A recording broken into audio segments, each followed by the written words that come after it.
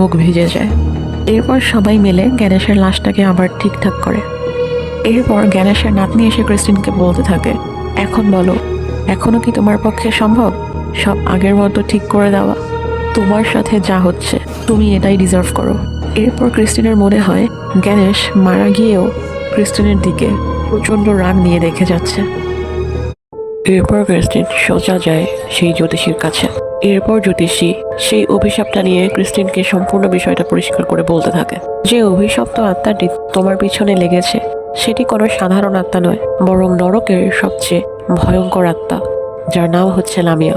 এই লামিয়া নামক শয়তান আত্মাটি কারো উপর ভর করলে সে মানুষের হাতে সময় থাকে মাত্র 3 দিন। প্রথম 3 দিন লামিয়া তোমাকে এত পরিমাণ অত্যাচার করবে যার কারণে তোমার আত্মহত্যা করতে মন চাইবে, না পারবে সহ্য করতে, না পারবে মরতে।